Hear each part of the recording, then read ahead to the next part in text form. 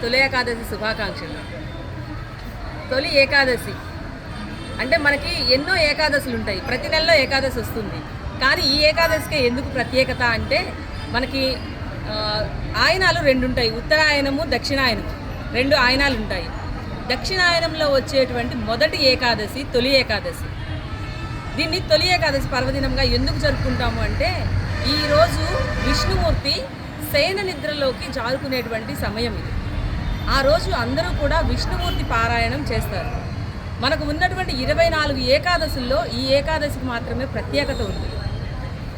ఈరోజు ఏం చేస్తారు, మనకి అందరూ కూడా విష్ణుమూర్తిని పాండురంగ ఆలయాలు, వైష్ణవ ఆలయాలు ఎంతో అంగరంగ వైభవంగా భక్తజన సముద్రంగా మారిపోతాయి. విష్ణుమూర్తి 4 నెలల పాటు శయన నిద్రలో ఉంటారు. ఈరోజు మనందరం కూడా విష్ణు పారాయణము మరియు తులసి దళార్చన అనేది ప్రతి ఒక్కరూ ఆ దేవాలయంలో జరుగుతాయి. మనకి భారతదేశం అనేది లౌకిక దేశము, భిన్నత్వంలో ఏకత్వం కలిగిన దేశము. లౌకికంగా చూసుకున్న ఈ పండగకు ప్రత్యేకత ఉంది. ఏంటి అంటే ఆషాఢ మాసంలో వస్తుంది ఈ పండగ. తొలకరి జల్లులతో ప్రారంభమవుతుంది. తొలకరి జల్లులు అనగానే రైతుల పండగ. అంటే ఈ తొలి ఏకాదశి రైతుల పండగగా కూడా చెప్పవచ్చు.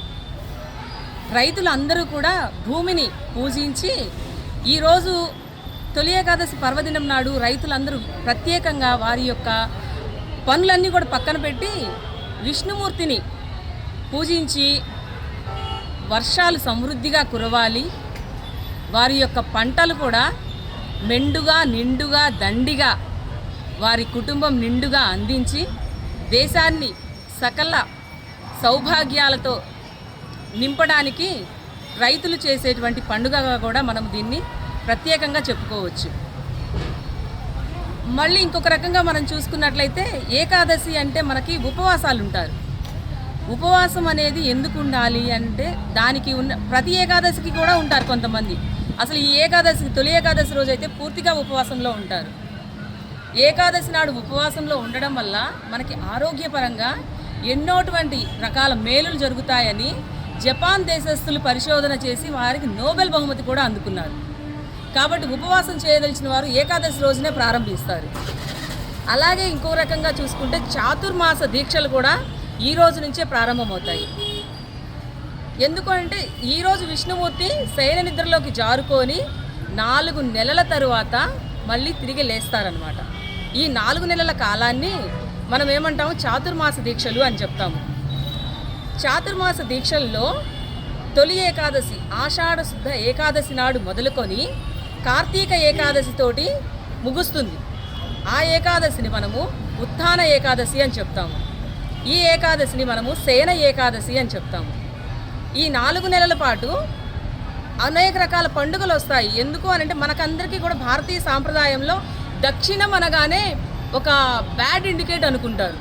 కానీ ఉత్తర దానితో పోటీగా దక్షిణాయనంలో కూడా ఎటువంటి తీసిపోదు అనేటువంటి నమ్మకం కలుగజేయడానికి మనకి పండుగలన్నీ కూడా చూసుకున్నట్లయితే ఈ 4 నెలల్లోనే ఉంటాయి.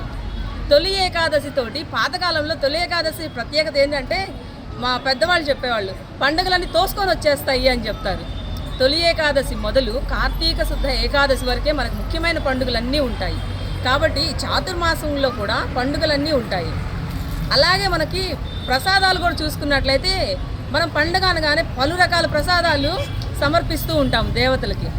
మరి ఈ ఏకాదశి నాడు అప్పుడే పండినటువంటి మొక్కజొన్నలను తీసుకొచ్చుకొని ఇంటిలో వేయించుకున్నప్పుడు అవి మల్లె పువ్వులాగా విచ్చుకున్నవి వాటిల్ని దంచి వాటిలో బెల్లము యాలకుల పిండి కలిపి ప్రత్యేకంగా పేలాల పిండిని మాత్రమే స్వామివారికి ప్రసాదంగా అందిస్తారు. వాటితో పాటు ఆవు పాలతో కూడినటువంటి పంచామృతాలని తీర్థ ప్రసాదాలుగా అందిస్తారు. ఇలాగా తొలి ఏకాదశికి మనము